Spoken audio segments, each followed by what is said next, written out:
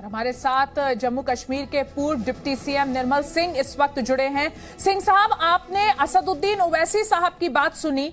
ओवैसी साहब का कहना है कि कश्मीरी पंडितों को असुरक्षित करने में, कश्मीरी पंडितों को एक सुरक्षित वातावरण न दे पाने में प्रधानमंत्री नरेंद्र मोदी, केंद्र सरकार जिम्मेदार है।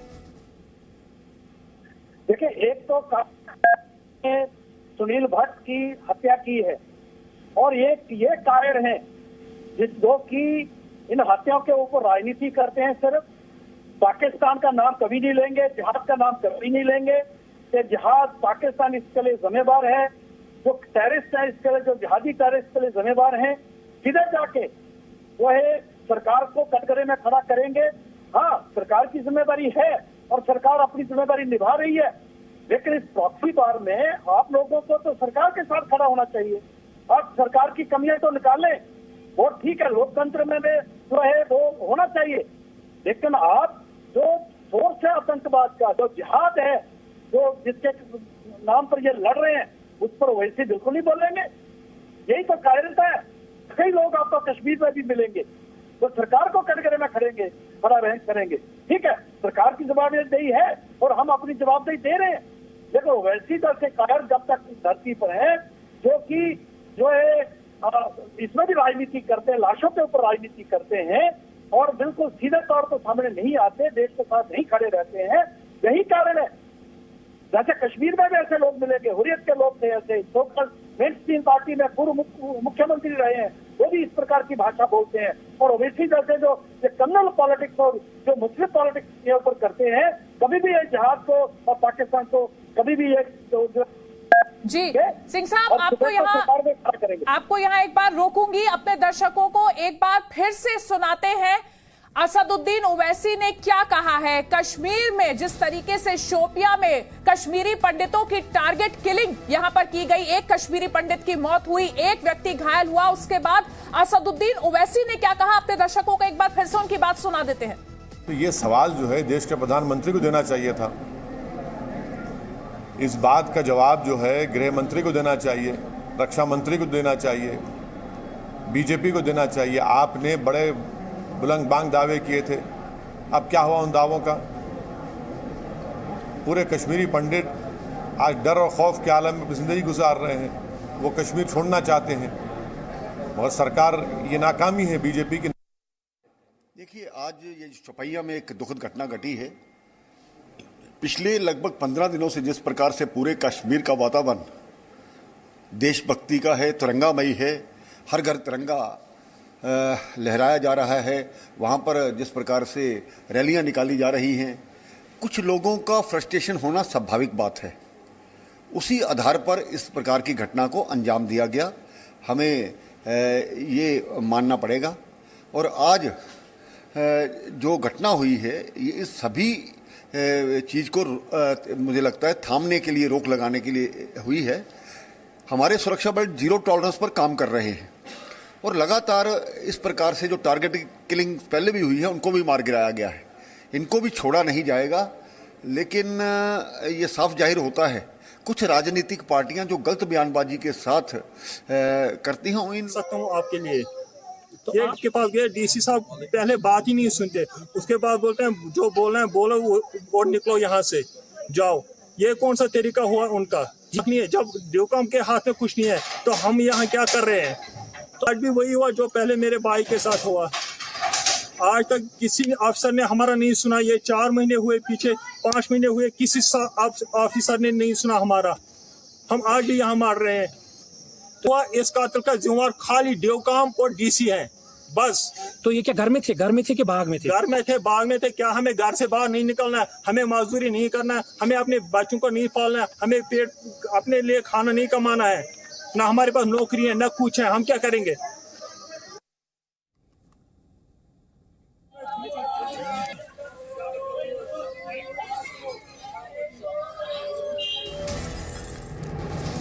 और उमर अब्दुल्ला का भी इस घटना के बाद ट्वीट आया है। उन्होंने कहा है कि इस आतंकी हमले की कड़ी निंदा वो करते हैं। टारगेट किलिंग पर उमर अब्दुल्ला ने भी ट्वीट किया है।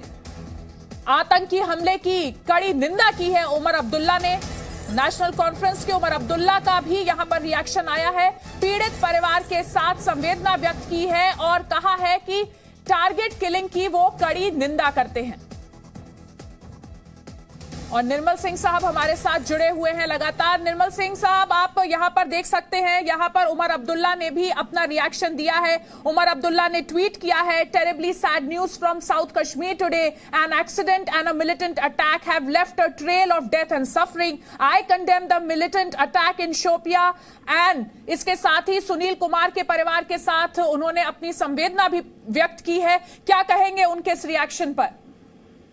देखिए, पहले मैं ओवैसी की बात को मैं कहूंगा, इस तरीके से उसने कहा कि कश्मीरी पंडित कश्मीर घाटी छोड़ना चाहते हैं। यही तो जिहादी एजेंडा है, यही तो जिहादी एजेंडा है। कश्मीर वहां से इनको किस तरीके से जेनोसाइड करो, एथनिक क्लींजिंग करो और कश्मीर जो है पूरा मुस्लिम कश्मीर बने। और जैसे मैंने कहा कि उसने पाकिस्तान को टेररिस्ट को पाकिस्तानी है। उमरुद्दुल्ला ने अभी मिलिटेंट कहा है, टेररिस्ट ही कहा है। और उमरुद्दुल्ला ने भी पाकिस्तान की ये फोर्स क्या है, कौन इसके लिए जिम्मेदार है, उसकी बात नहीं कही है। यही तो इनकी कायराना जो है, इनकी अप्रोच है। ये छोटा जो लीडर्स हैं, जो इस्लाम के नाम पर जो मुस्लिम के नाम पर जो पॉलिटिक्स करते हैं। यह आम कश्मीरी जहां देश के साथ खड़ा है, कैंडल मार के निकाल रहा है, इनके खिलाफ तिरंगा फहरा रहा है, लेकिन ये कभी भी पाकिस्तान को और उसको कभी भी जो है नाम नहीं लेंगे। ओवैसी तो हैदराबाद में रहता है। इनकी वही कसक है कि जब हैदराबाद जो था पाकिस्तान में जाना था तो जो सरदार पटेल ने उसको जोड़ लिया, यही कसक इनके मनों में है। यह सिर्फ इस लड़ाई को कमजोर करने के लिए प्रधानमंत्री नरेंद्र भाई मोदी, उनकी सरकार, हमारी जम्मू कश्मीर की सरकार को कमजोर करते हैं। ये देश के साथ खड़े नहीं होते और भटकाते हैं, क्योंकि गुस्सा है, गन है, बिल्कुल सही है। अगर सुनील भट्ट की हत्या हुई है तो गुस्सा तो होना है। परिवार में गुस्सा है, कम्युनिटी में गुस्सा है, हिंदुओं में गुस्सा जो है, नाराजगी है, गुस्सा है। उसके साथ उनके साथ खड़े होने के साथ साथ पाकिस्तान को भी आइडेंटिफाई करना चाहिए, लेकिन कभी भी करेंगे यही जिहादी एजेंडा है। और ये लोग उस जिहादी एजेंडा के साथ है, डायरेक्टली इनडायरेक्टली उसको सपोर्ट करते हैं। सिंह साहब, जैसा कि हमने देखा कि 15 अगस्त के मौके पर देश के अलग अलग हिस्सों से कई तस्वीरें आई, देशभक्ति की तस्वीरें आई, लोगों का जश्न मनाते हुए की तस्वीरें आई। जम्मू कश्मीर में भी लोग इसी तरीके से खुशियां मना रहे थे। क्या ये बात भी बर्दाश्त नहीं होती है आतंकवादियों से? बेसिक बात ही यही है। जिस तरीके से आपने देखा कि कल भी इन्होंने 5 जो है ग्रेनेड फेंके हैं, इस प्रकार की जी कामयाब नहीं हुए। डल लेक में आपने देखा किस प्रकार से लोगों ने जो है वो बोट के ऊपर जो है तिरंगा फहराया और जुलूस निकाला। जैसे डल लेक के ऊपर देखा हो कि हजारों की तादाद में, जिसमें एलजी साहब भी थे, बाकी लोग भी थे। जिस तरीके से जो है शोपियां में, तो बाकी जगह पर, संगधार में और संगधार एरिया में, गुरेज में, पहाड़ियों में आम लोग जो थे, वहां के कश्मीरी मीडिया, कश्मीर का मीडिया भी जो है उसको बता रहा था। और जिस प्रकार जश्न मनाए गए, जम्मू में तो हुआ ही है, घर घर पर तिरंगा, वहां भी तिरंगा फहराया कि पाकिस्तान को और पाकिस्तानी टेररिस्ट को बच नहीं रही है। ये यहाँ के जो सोकल मेनस्ट्रीम पार्टी उसको भी नहीं बच रही है। उनको भी लग रहा है कैसे 5 अगस्त 2019 के बाद 370 और 35 समाप्त होने के बाद इस तरीके से जम्मू कश्मीर में तरक्की, तामीर, अमन और जो है अमन की तरफ हम बढ़ रहे हैं, जहाँ नौजवान जो है अपना जो है ढूंढ रहा है, अपना भविष्य ढूंढ रहा है। इसीलिए तो वो तिरंगा उठा रहा है। इसलिए इनकी कोई आज हुर्रियत इररिलेवेंट हो गई है। आज जो सोकल मेनस्ट्रीम पार्टी जो कहती है वो भी इररिलेवेंट हो गई है, जो कहते थे कि तिरंगे को कंधा देने वाला नहीं रहेगा। आज कश्मीरी जो है उसी तिरंगे को सिर पर उठा के जो है सैकड़ों की तादाद में चल रहे थे।